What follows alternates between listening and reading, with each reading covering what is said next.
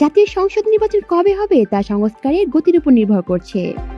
স্বৈরাচারী সরকারের পতনের পর বাংলাদেশের নির্বাচন ব্যবস্থা সহ রাষ্ট্রের গুরুত্বপূর্ণ সংস্কার করতে হবে।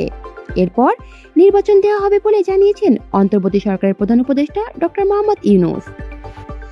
আজারবাইজানের রাজধানী বাকুতে COP29 সম্মেলনের ফাঁকে AFC-কে দেওয়া এক সাক্ষাৎকারে এসব কথা বলেন তিনি। ডক্টর ইউনূস বলেন, সরকারের দায়িত্ব নেওয়ার পর আমরা প্রতিশ্রুতি দিয়েছিলাম দেশকে ভোটের জন্য প্রস্তুত করতে। প্রস্তুতি শেষ হওয়ার সঙ্গে সঙ্গে নির্বাচন দেওয়া হবে।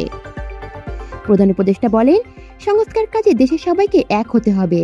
সরকার, সংসদ, নির্বাচনী বিধি কেমন হবে এসব খুব দ্রুত শেষ করতে হবে। অন্তর্বর্তী সরকারের মেয়াদ যতই কম হয় ততই ভালো, এমন মন্তব্য করে ডক্টর ইউনূস বলেন, আমরা অন্তর্বর্তী সরকারে রয়েছি, তাই আমাদের মেয়াদ যতটা সম্ভব কম হওয়া উচিত। আমরা খুব দ্রুত নির্বাচন দিতে চাই। এদিকে বুধবার দুপুরে জাতিসংঘের মহাসচিব অ্যান্তোনিও গুতেরেসের সঙ্গে এলডিসির সর্বোচ্চ পর্যায়ের বৈঠকে প্রধান উপদেষ্টা জলবায়ু সংকট মোকাবেলায় এবং পৃথিবী ও মানুষের জন্য কল্যাণকর সভ্যতার জন্য নতুন একটি অর্থনৈতিক কাঠামো গড়ার আহ্বান জানিয়েছেন। COP29 সম্মেলনের ফাঁকে এই বৈঠক অনুষ্ঠিত হয়। রুদ্ধদ্বার এই বৈঠকে 5টি প্রধান জলবায়ু ঝুঁকিপূর্ণ স্বল্প উন্নয়ন দেশ নেপাল, মালয়, গাম্বিয়া, লাইবেরিয়া এবং বাংলাদেশের নেতারা যোগ দেন। ডক্টর ইউনূস বলেন, আমাদের একটি নতুন অর্থনৈতিক কাঠামো দরকার যা পৃথিবী এবং মানুষের জন্য কল্যাণকর।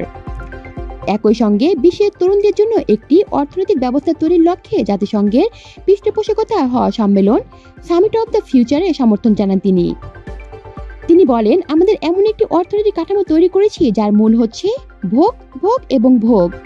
এটি শুধু বর্জ্য এবং বর্জ্য তৈরি করে। আমাদেরকে শূন্য বর্জ্যের বিশ্ব তৈরি করতে হবে। প্রধান উপদেষ্টা বলেন, বিশ্বের কি প্রয়োজন তা আমরা জানি এবং এর জন্য আমাদের একটি দীর্ঘমেয়াদী পরিকল্পনা হওয়া উচিত।